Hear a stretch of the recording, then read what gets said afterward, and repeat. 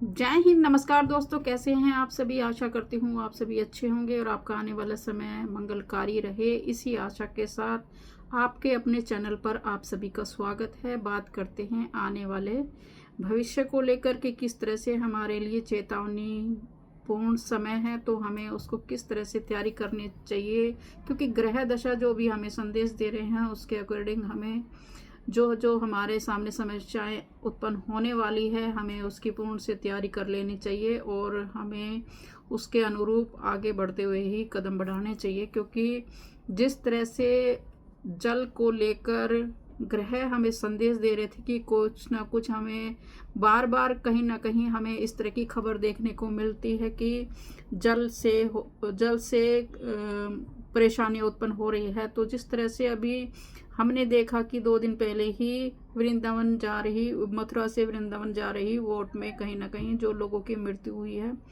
इस तरह से हरिद्वार में भी एक घटना घटित हुई और कुछ लड़कियां जो सेल्फी ले रही थी पानी के अंदर, तो वो भी कहीं ना कहीं मौत के कगार पर चली गई। तो इस तरह से जो हमें ग्रह बार बार सचेत कर रहे हैं कि पानी को लेकर कुछ ना कुछ हमें परेशानियां उत्पन्न होती है। क्योंकि जब भी जल तत्व एक्टिवेट होता है तो उसके अनुसार ही हमें परेशानियां देखने को मिलती है। हमें उन सब चीज़ों से सावधान रहने की ज़रूरत होती है, क्योंकि बार बार ग्रह हमें संदेश दे रहे हैं कि हमें जो जल तत्व एक्टिवेट हो रहा है उससे थोड़ा सा दूरी बनाकर रखनी चाहिए। क्योंकि ब्रह्मांड कहीं ना कहीं हमें बार बार चेताता है कि पर हम उसकी अनदेखी करते हुए आगे बढ़ जाते हैं और कहीं ना कहीं गलतियां कर बैठते हैं, जिसका खामियाजा हम जनमानस को भुगतना पड़ता है। यथा पिंडे तथा ब्रह्मांडे, यह एक बहुत ही गूढ़ रहस्य है जो कि आध्यात्मिक सूत्र है। अर्थ है कि पिंड यानी हमारा शरीर जो कि सूक्ष्म व्यक्तिगत रूप है, तो वह किस तरह से, और ब्रह्मांड संपूर्ण सृष्टि जो हमारे शरीर में है वही पूरे ब्रह्मांड में है। जैसे कि गहराई से हम लोग समझते हैं कि यह सिद्धांत बताता है कि मनुष्य केवल एक छोटा जीव मात्र है, बल्कि पूरे ब्रह्मांड में जो कि संरचना है उसका एक बिंदु बराबर है। तो जैसे कि हमारे शरीर में भी 5 तत्व है, उसी तरह से पूरे ब्रह्मांड में भी 5 तत्व विचरित करते हैं। तो जैसे कि पृथ्वी है, जल है, अग्नि है, वायु है और आकाश है। इन्हीं तत्वों से मिलकर पूरा ब्रह्मांड बना है और इसी तत्वों से मिलकर हमारा शरीर बना है। तो कहीं ना कहीं हमारे जो भी शरीर में जो हम बाहर देखना चाहते हैं वही हमारे शरीर में भी वही चीज़ अंदर ही है। हमें उसको झांकने की, देखने की ज़रूरत है। जैसे कि हम परमात्मा को, भगवान को बाहर रूप देखने की कोशिश करते हैं, अगर हम अंतर ध्यान करेंगे तो हमारे चित्त में भी वही भगवान बैठे हुए हैं। क्योंकि एक हमें अपनी ऊर्जा को समझने की ज़रूरत होती है और उस अपने ध्यान के जरिए कहीं ना कहीं अपना त्रिनेत्र खोलकर जब हम मेडिटेशन करते हैं तो अपने जो कि हमारा सूक्ष्म शरीर है वो देख पाता है कि हमारे अंदर भी वही भगवान है। हमें उसको साक्षात्कार, जीते जी मरना इसी को कहते हैं कि जब हम पूर्ण रूप से अपने शरीर को मारकर परमात्मा को पा लेते हैं तो हमारा जीते जी मरण हो जाता है। तो हम और उस कगार पर पहुंच सकते हैं कि जो कि जिस तरह से जो हमारे संत महात्मा हुए हैं, हम भी वही पदवी पा सकते हैं। बशर्ते हमें उन नियम कायदे कानून के तहत रहकर ध्यान अर्चना करनी होगी और हमें उससे अपने जीवन में हर सुख प्राप्त कर सकते हैं। जब आप अंदर जाओगे तो आपको ये भौतिक सुख बहुत ही तुच्छ लगेगा। जो आपको आनंद अंदर आएगा वो शायद आपको बाहरी दुनिया में नहीं आ सकता। इसलिए हमें अंदर झांकने की ज़रूरत है, अंदर जाने की ज़रूरत है। अंदर ही हमारे अंदर सब कुछ है। अगर हमने अंदर सब कुछ देख लिया तो शायद आप दुनिया को बहुत ही छोटा सा स्वरूप मानोगे और कहीं ना कहीं आपके अंदर वो शांति प्राप्त होगी। जैसे कि जो पृथ्वी में नदियाँ बहती है, वह भी हमारे शरीर के अंदर रक्त के रूप में वो नदियाँ हमारे अंदर बह रही है। जैसे कि सूर्य की जो तेज है, ऊर्जा है, वही हमारे शरीर के अंदर तेज है। हम कहीं ना कहीं अपने शरीर को ऊर्जा दे रहे होते हैं। जैसे ब्रह्मांड अनंत विस्तार है, जिसको हम आंखों के तहत नहीं देख सकते। अगर हम अपने अंदर झांकने की कोशिश करेंगे तो वो अनंत ब्रह्मांड हम अपने अंदर देख सकते हैं। तो आध्यात्मिक तौर पर संदेश देता है कि अगर भीतर शांति है तो आपके बाहर भी शांति मिलेगी। अगर भीतर अशांति है तो आप बाहरी दुनिया में भी अशांत ही रहोगे। यानी बाहरी संसार हमारा भीतरी का ही प्रतिबिंब है, हमें उसको देखने की ज़रूरत होती है। हमें अपने अंदर शांति रहेगी तो हम बाहर भी दुनिया में भी शांति महसूस करेंगे।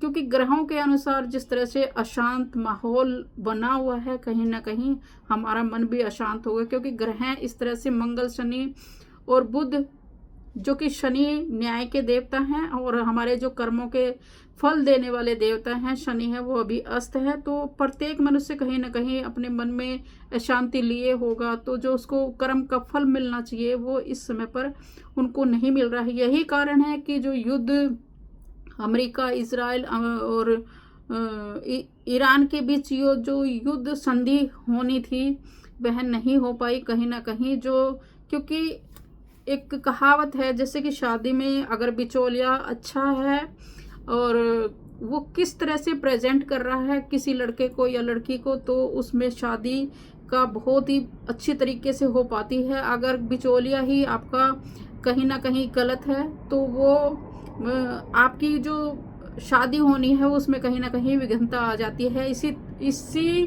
का रूप हमें अभी जो पाकिस्तान के रूप में संधि कराने गए थे, कहीं ना कहीं उसमें विफलता का कारण बना। क्योंकि उसमें अगर देखी जाए तो उनकी छवि कहीं ना कहीं एक आतंकवाद देश के रूप में दर्शाया जाता है कि किस तरह से वो आतंकवाद को अपने देश के अंदर पालता है और उसी के तहत वो कार्य भी करता है। क्योंकि कहीं ना कहीं जो वहाँ के लोग हैं परेशान हैं, और जिस तरह से एक देश जो स्ट्रॉन्ग देश माना जाता है, अगर वो शांति के वार्ता के बीच में बैठते तो शायद शांति हो जाती। क्योंकि जिस तरह से परिस्थितियाँ बनानी चाहिए वह एक बिचौलिए के रूप में कहीं ना कहीं पाकिस्तान विफल होते हुए दिखाई दिए।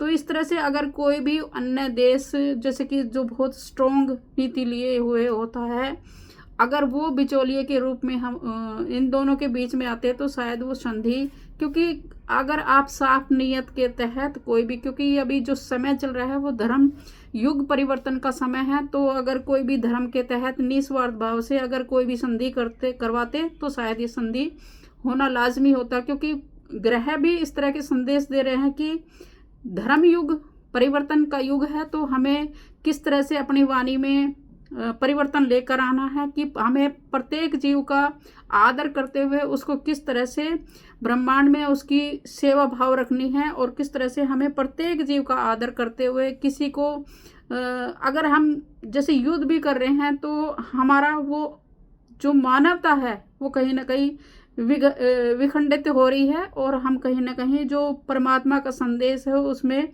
बाधा बने हुए हैं। क्योंकि प्रत्येक मनुष्य हम अपने जो ब्रह्मांड में हमारे 5 तत्व हैं उसको कहीं ना कहीं हमने पहले अपने कर्मों के द्वारा दूषित किया है, और जो दूषित करने की वजह से ही जो ये परिस्थितियां बनी हुई है। क्योंकि प्रत्येक मनुष्य अभी अपनी वाणी से, अपने मन से, अपने कर्म से, अपने विचारों से कहीं ना कहीं दूषित है। अगर जब इस तरह की प्रत्येक तत्व कहीं ना कहीं दूषित है तो वो अग्नि एक ऐसा माध्यम है जो कि इन चारों तत्वों को ठीक कर सकता है। क्योंकि अग्नि के द्वारा किसी भी तरह का उसमें दूषित होने की श्रेणी में नहीं आता, क्योंकि आप जल में भी कुछ ना कुछ मिलाकर उसको दूषित कर सकते हो, हवा में भी कुछ ना कुछ दूषित हो सकता है। इसी तरह से हमारे वाणी में भी हम अपने एक दूसरे से आचार विचार कर कर एक दूसरे को कहीं ना कहीं हम दूषित करते हैं।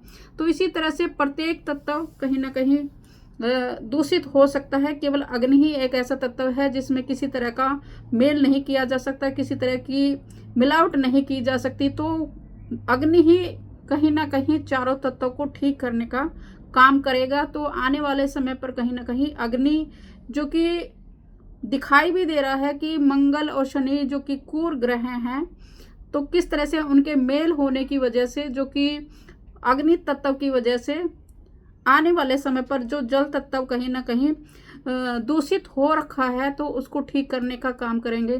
तो जो भी ये जो परिस्थितियां बनी हुई है, जिस तरह से कि अभी पानी को लेकर कहीं ना कहीं समुद्र के रास्ते 2 देशों के बीच में कि मुझे वो एरिया चाहिए और ईरान को भी वो एरिया चाहिए, तो कहीं ना कहीं वो हमारे बीच में इस तरह की दर्शाते हैं कि उनको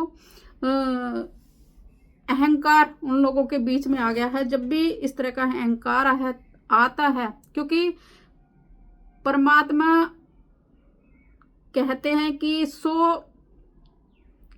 99 हमारे जितने भी बुरे कर्म हैं उसको माफ कर सकते हैं, लेकिन जब पाप का घड़ा भर जाता है तो परमात्मा आकर हमारी चेतना के अंदर वो बदलाव करते हैं और उसका नरसंहार करते हैं। तो इसी तरह से आने वाले समय पर जो भी हम अहंकारी बने हुए हैं, अपने मन से, अपने तन से, अपनी भावनाओं से, किसी भी तरीके से हमारे अंदर अगर कोई भी गलत भावना उत्पन्न हो रही है तो हमें बदलने की ज़रूरत है, क्योंकि यह धर्म युग का समय है। अगर हम नहीं बदले तो शायद हम उस परमात्मा को, जो अगर हमारे सामने भी आ गए, जिसका हम लोग सभी इंतज़ार कर रहे हैं, जैसे कि ईशा में यीशु मसीह का इंतज़ार कर रहे हैं दोबारा से, मुस्लिम में मुस्लिम देश का जो भी मोहम्मद साहब हैं उसका इंतज़ार कर रहे हैं, जैसे कि भारत में सभी हिंदू कहीं ना कहीं कल्कि का इंतज़ार कर रहे हैं। अगर कल्कि जी आ भी गए तो हम उसको कैसे पहचानेंगे, जब हमारी जो आत्मा है, जो हमारे पांच तत्व है, कहीं ना कहीं